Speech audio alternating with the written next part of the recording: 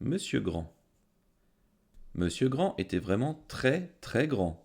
Jamais on n'a vu quelqu'un de plus grand que Monsieur Grand, et même jamais on n'a vu quelqu'un d'aussi grand que Monsieur Grand. Tu connais quelqu'un qui a des jambes aussi longues que celles de Monsieur Grand? En vérité, Monsieur Grand était tellement grand que ça lui compliquait la vie, comme tu peux l'imaginer. Et il soupirait tristement. Ah, si seulement mes jambes n'étaient pas aussi longues.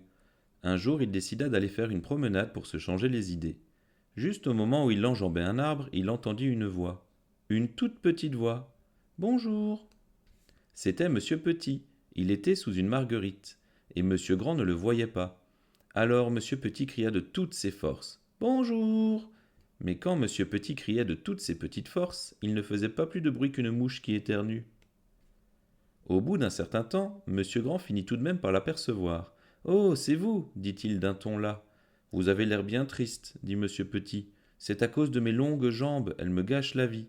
Oh, dit Monsieur Petit. Monsieur Petit décida de lui remonter le moral. Et si nous allions au bord de la mer, dit-il. Mais ce n'était pas facile pour Monsieur Petit, comme si une souris pouvait marcher aussi vite qu'une girafe. Alors Monsieur Petit eut une idée, une très bonne idée. Il la mit aussitôt à exécution. Avec ses longues jambes, Monsieur Grand arriva très vite au bord de la mer. Allons nous baigner, s'écria Monsieur Petit. Pas moi, répondit Monsieur Grand. Avant que je trouve un endroit assez profond pour nager, je serai déjà de l'autre côté de la mer. Pendant que Monsieur Petit se baignait, Monsieur Grand s'assit tristement au bord de l'eau. Sa figure s'allongeait de plus en plus. Encore un peu et elle serait aussi longue que ses jambes. Monsieur Chatouille vint à passer. Bonjour, dit-il, vous n'avez pas l'air joyeux. Vous voulez que je vous chatouille? Non, merci, répondit Monsieur Grand. Ce que je voudrais, c'est d'autres jambes. Les miennes sont trop longues. Moi, c'est les bras, répliqua Monsieur Chatouille.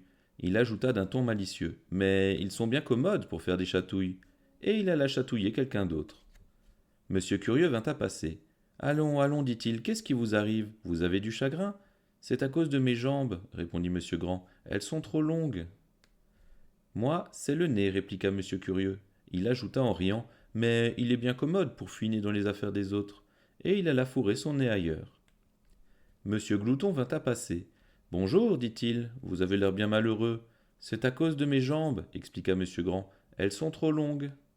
Moi, c'est les dents, répliqua Monsieur Glouton. Il ajouta. Mais elles sont bien commodes pour croquer, croquer et croquer encore.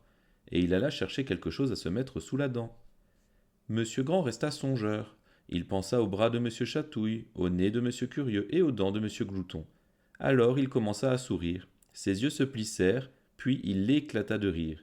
Il regarda ses jambes, ses très très très longues jambes. Elles sont bien commodes pour marcher, s'écria-t-il. Et il rentra chez lui en 4 minutes. 4 minutes pour faire 50 kilomètres à pied. Après sa baignade, Monsieur Petit revint sur la plage. Il n'y avait plus personne. Comment allait-il rentrer chez lui? Bravement, il se mit en route. Il devait faire 50 kilomètres à pied. C'était il y a un an. Il est arrivé chez lui hier soir.